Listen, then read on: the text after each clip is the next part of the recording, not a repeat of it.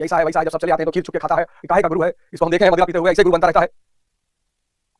बहुत अजीब अजीब लीलाएं खेलते हैं गुरु। लाओ त्से चीन का एक बहुत बड़ा विचारक हुआ, और चीन में एक बहुत बड़ा संत हुआ च्वांगसू। उसकी कुटिया के सामने कुछ दूरी पर एक और कुटिया थी, वहां भी एक महात्मा जी रहते थे।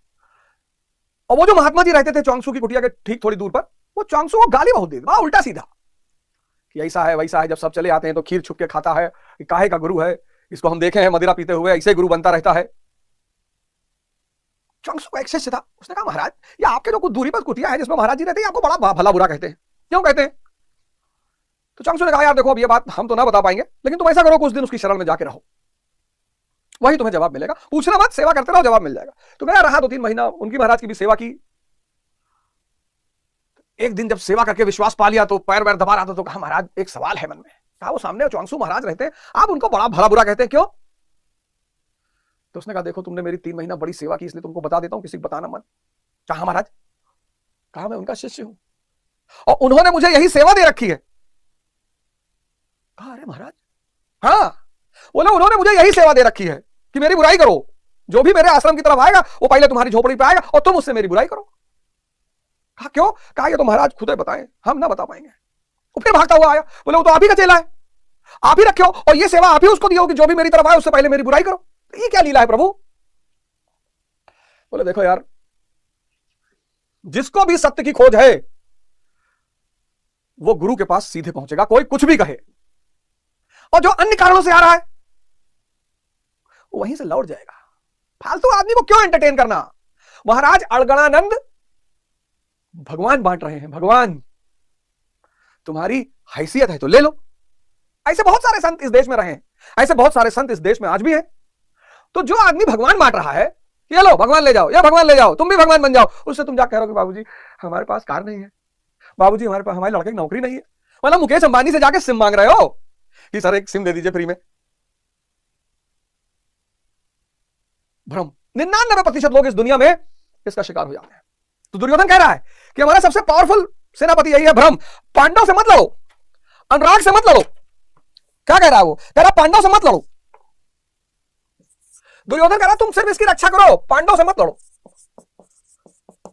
क्योंकि जब तक भ्रम ताकतवर है, धर्म कुछ नहीं कर पाएगा, अनुराग कुछ नहीं कर पाएगा, भाव कुछ नहीं कर पाएगा, नियम कुछ नहीं कर पाएगा, सत्संग कुछ नहीं कर पाएगा, ये किसी को टिकने नहीं देगा। अरे काका बहुत बहुत धर्म कुछ नहीं होता है, धर्म पाखंड है, ये सब आम जनता को बेवकूफ बनाने का साधन है। देखो आजकल लोग यही तो कह रहे हैं कि धर्म क्या है, सब पाखंडी लोगों का मामला है धर्म कुछ नहीं होता दुनिया में। अनुराग कहेगा जो बेवकूफ है वो अनुरागी है। ज्यादा स्नेह, ज्यादा प्रेम, ज्यादा भक्ति दिखा रहे हो पागल।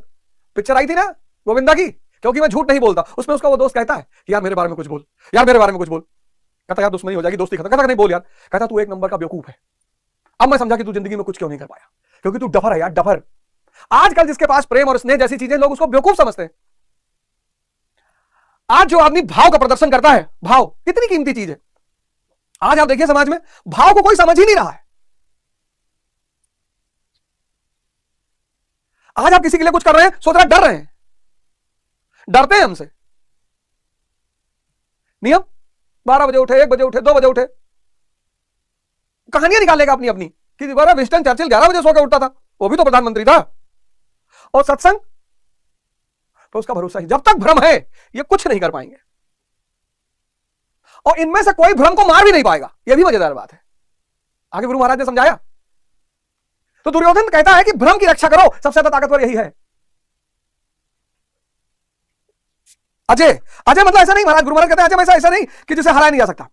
अजय का अर्थ दुर्जय, जिसे कठिनाई से जीता जा सके। महा अजय संसार रिपु जीत सके सो वीर।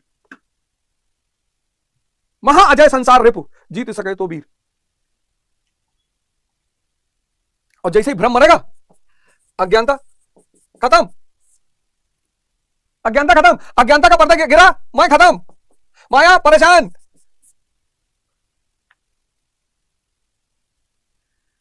और इसकी मृत्यु क्या है? इच्छा मृत्यु है।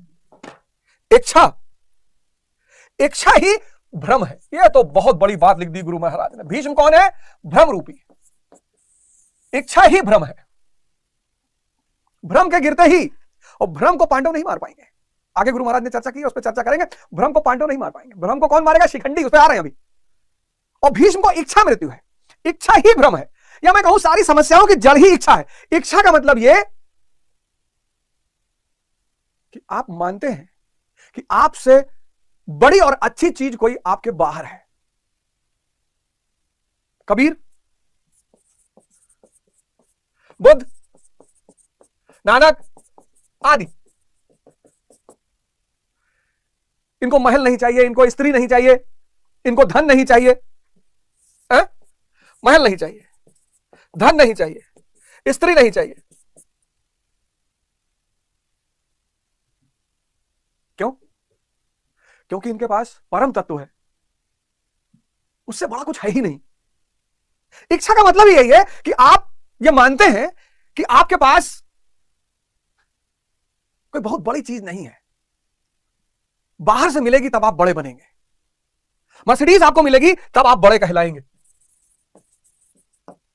आपके पास 1000 करोड़ रुपया होगा तब आप बड़े। बाहर पर डिपेंडेंसी, बाहर। आप ये मानते हैं अंदर कुछ है ही नहीं।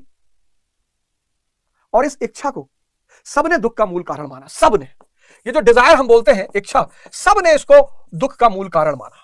कबीर ने माना। कबीर ने कहा, इच्छा काया इच्छा माया, इच्छा जग उपजाया। इच्छा काया और इच्छा माया, और इच्छा ही सारे जग का निर्माण करती है। कहा कबीर, जय इच्छा विवर्जित ताका पार न पाया। जिसकी इच्छा खत्म हो गई, बुद्ध से, जो बुद्ध के 4 आर्य सत्य हैं, तो पहला आर्य सत्य क्या है? संसार दुखमय है। बोले क्यों? बोले डिजायर। गुरु नानक देव जी ने 5 चोरों में से एक चोर बताया है, काम, इच्छा। इस्लाम में जो 10वीं हदीस है उसमें हक कहा गया। हक व्यक्ति को भगवान से दूर रखता है, इच्छा।